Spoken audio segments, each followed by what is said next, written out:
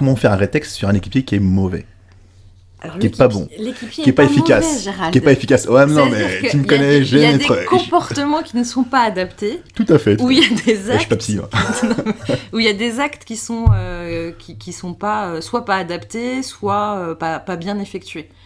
Mais c'est pour ça que je parle de non-jugement, c'est-à-dire Oui, qu'on tout à va pas être dans le jugement personnel, parce que là, du coup, c'est une agression, donc forcément, il n'y a plus de dialogue quand on agresse l'autre. Tout à fait. Mais par contre, on doit avoir un recadrage.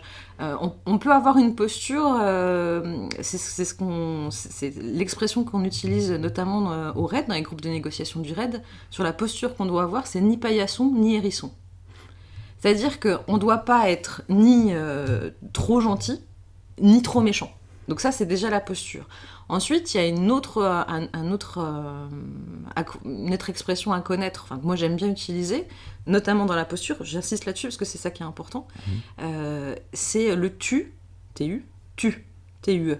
C'est-à-dire qu'à partir du moment où on dit tu fais ci, tu es comme si, tu n'as pas fait ça, là on est dans l'agression, et donc forcément on va couper la relation à l'autre, et donc c'est pas efficace. Par contre, effectivement, on doit pouvoir recadrer sur des choses qui ne sont pas bien passées. Mais on va toujours commencer, premier temps du retour d'expérience, sur quel est ton ressenti à toi et quel est votre ressenti à vous en tant qu'équipe, pour pouvoir ensuite se dire, ok, qu'est-ce qu'on peut changer aussi ? Qu'est-ce qu'on pourrait faire différemment ? Et après ça, seulement après qu'ils se soient tous exprimés, toi en tant que chef d'équipe, tu vas modifier aussi certaines choses. Tu vas dire, bah, moi je vais revenir aussi sur certains points de comment est-ce que moi j'ai vécu tout ça. En tant que chef d'équipe ou en tant que faisant partie de l'équipe, tu as deux postures un peu différentes. Et là, ça te permet aussi de recadrer. Dire, tu vois, quand toi, tu as fait ça, moi, j'aurais préféré que tu fasses différemment. Et pourquoi, en fait ? Expliquer le sens des choses. Souvent, dans un retour d'expérience, on a tendance à rester un peu trop technique ou un peu trop sur le quoi. Qu'est-ce qui s'est passé ? On va là plus aller rechercher le sens. Qu'est-ce qui nous a fait arriver à cette situation-là ? Et du coup, là, on n'est plus dans le jugement, on est vraiment dans quelque chose de constructif, même si on est quand même dans du recadrage. Mais il faut quand même être ferme parfois sur certains recadrages et pas faut s'autoriser à le dire. Mais on va préférer une formulation en disant c'est ce que tu as fait et non pas c'est toi qui es mauvais. D'accord. C'est marrant parce que c'est un peu la technique qui est utilisée en formation lorsqu'on veut faire valider quelqu'un. C'est-à-dire on demande aux pratiquants ce qu'il a ressenti, comment il a vécu. Ouais. On va faire ce qui était positif, à améliorer. Après, on fait participer les autres, voire potentiellement la victime, et après, on valide après avec le formateur. Mais si c'est dangereux, il faut quand même le dire. Oui, bien sûr. C'est pour ça qu'on dit ni paillasson ni hérisson, c'est qu'il faut quand même dire les choses. Il faut être vrai, il faut être juste. Et puis, encore une fois, c'est dans la posture, si tu as un lien avec les membres de ton équipe, tu pourras tout dire, en fait. Donc, c'est aussi quelque chose qui se construit en amont. Avant les interventions. Il faut qu'il y ait quelque chose de l'ordre de la cohésion et du sentiment de ne pas être jugé par les autres. C'est important. La cohésion. Oui, c'est important. Encore, on va revenir je peux revenir dessus, ça me fait rigoler.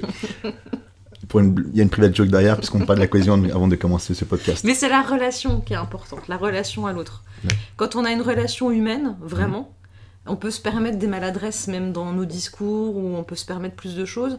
S'il n'y a pas ce socle de relationnel au préalable, en prérequis, la moindre virgule, elle ne passera pas, la moindre chose dite de travers ne passera pas, etc. D'accord, donc globalement, pour faire simple, j'aime bien simplifier les choses, c'est un chef qui est inaccessible. Le recadrage va être compliqué, c'est ça ? Très compliqué. Parce que là, du coup, il y a déjà une distance relationnelle, et donc forcément, le retour d'expérience va être le lieu d'un règlement de compte. D'accord. Mais un chef qui te voit, ou que vous voyez ou tutoyez, ça pose aucun problème. Aucun problème. Tant qu'il y a quand même une certaine proximité de... Oui. Ok, très bien. Enfin, proximité, mais on reste dans le second niveau professionnel, bien entendu.